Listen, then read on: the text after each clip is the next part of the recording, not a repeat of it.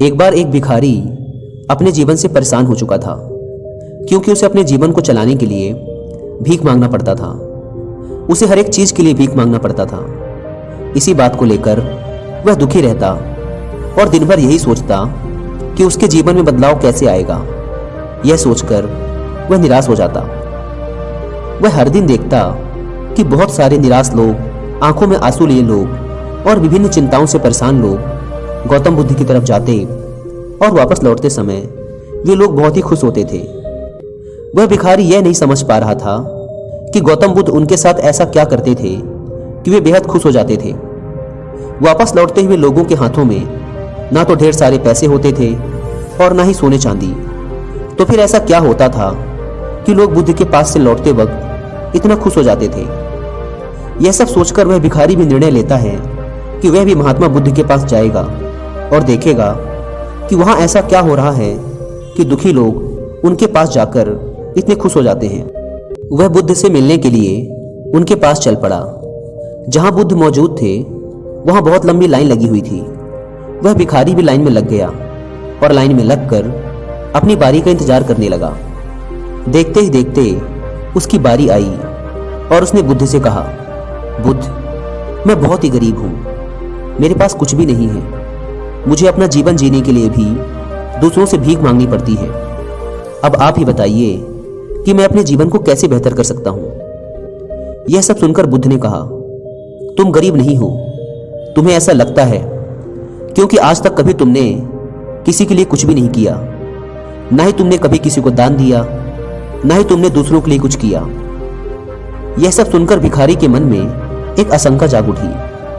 अपनी आशंका को दूर करने के लिए भिखारी ने पूछा, मैं तो एक भिखारी हूं, मैं लोगों को दान कैसे दे सकता हूं और कैसे लोगों की सहायता कर सकता हूं। मुझे तो खुद अपना जीवन चलाने के लिए दूसरों से मांगना पड़ता है। यह सब सुनने के बाद गौतम बुद्ध थोड़ी देर तक चुप रहे और फिर उससे बोले, तुम्हारे पास हाथ हैं जिससे तुम लोगों की सेवा में लगा सकते हो और दूसरों का भला कर सकते हो। इसके अलावा तुम्हारे पास मुंह है जिससे तुम लोगों से अच्छी अच्छी बातें कर सकते हो और दूसरों का हौसला बढ़ा सकते हो। यह सब करके भी तुम दूसरों की सहायता कर सकते हो। जरूरी नहीं कि दान सिर्फ पैसों से किया जाए। हम चाहें तो हम शिक्षा का भी दान कर सकते हैं, चाहे तो अन्न का भी दान कर सकते हैं।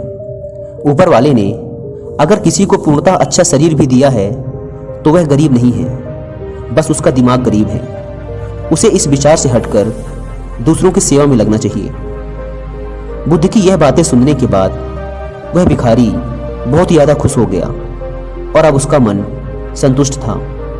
उसने वहीं बुद्ध के ही सामने निर्णय लिया कि आज के बाद वह भीख मांगना छोड़ देगा और कुछ न कुछ अच्छा काम करेगा।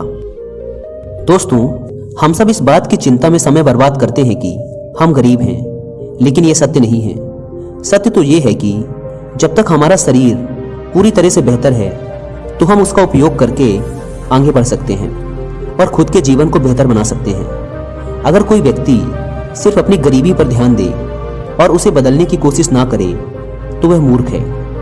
इसके अलावा हमें इस कहानी से यह भी सीख मिलती है कि दान सिर्फ धन का ही नहीं, शिक्षा, भोजन, अच्छे विचार आदि का भी किया जा सकता है।